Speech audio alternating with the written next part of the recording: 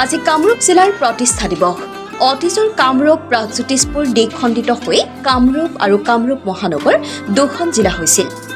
2003 চনত আমিনগাঁও নুমলী জলাহত কামৰূপ গ্ৰাম্য কাৰ্যালয় স্থাপন কৰি প্ৰশাসনক ৰাইজৰ অধিক ওচৰলৈ নিয়াৰ প্ৰয়াস কৰিছিল। বাকী ইতিহাসটোতো আছেই।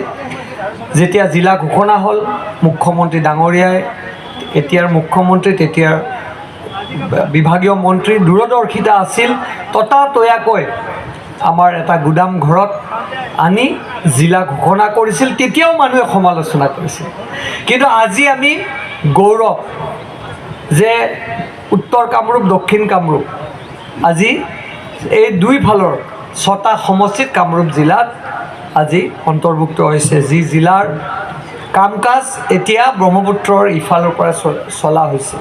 গুৱাহাটীলৈ যাব লাগিছিল, ট্ৰেফিকৰ সমস্যা, মানুহৰ অহা যোৱা সমস্যা, ভীষণ সমস্যা। এটা দুখীয়া মানুহে যদি ৰঙিয়াৰ পৰা আহিব লাগে বা বকুৰ পৰা আহিব লাগে বা গোৱালপাৰাৰ বৰ্ডাৰৰ পৰা আহিব লাগে বা গোৰেশ্বৰৰ বৰ্ডাৰৰ পৰা আহিব লাগে, দিনটো সময় যাব, টকা পইচা, তাৰপিছতো কাম হয় নহয়, সমস্যা আছিল। আজি চাওক, মুখ্যমন্ত্ৰীৰ সেই দূৰদৰ্শিতা চিন্তাই সেই দিনতে 2003 তেখেতে যি চিন্তা লৈছিল, আজি কামৰূপ জিলা ভাগ হ'ল আৰু এতিয়া গৈ গৈ সমজিলা হিচাপে প্ৰত্যেকটা সমষ্টিত সমজিলা হিচাপে আজি DC অফিচৰ কাম, ADC অফিচৰ কাম, পঞ্চায়তৰ কাম সকলো পৰ্যায়ক্ৰমে বিকেন্দ্ৰীকৰণ কৰা হ'ল।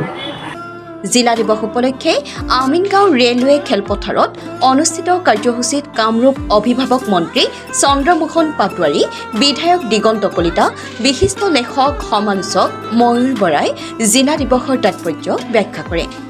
জিলাখনৰ ৰূপৰেখা ব্যাখ্যা কৰি কামৰূপ জিলাক লৈ গৌৰৱান্বিত বুলি কামৰূপ আয়ুক্ত দেৱকুমাৰ মিশ্ৰই ব্যক্ত কৰে। অনুষ্ঠানৰ লগত সংগতি ৰাখি আত্মসহায়ক গোটৰ উৎপাদিত সামগ্ৰীৰ বিপণীৰ পোহাৰ মেলে।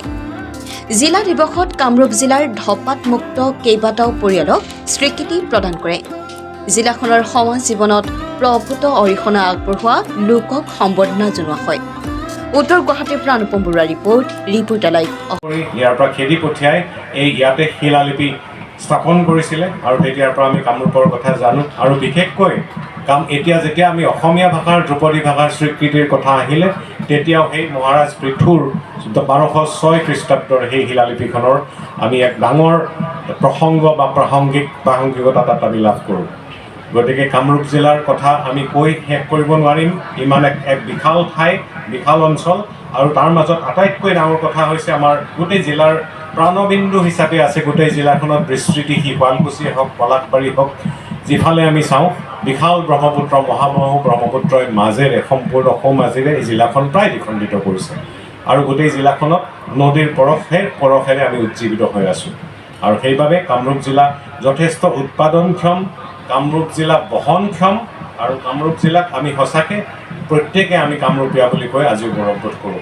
এনেকুৱা এখন জিলাত কাম কৰা আৰু এনেকুৱা এখন জিলা দিৱস হিচাপে জিলাখন উদযাপিত কৰা, এই গোটেইখিনি কথা আমি আজি ইয়াত কৰিব পাৰিছোঁ।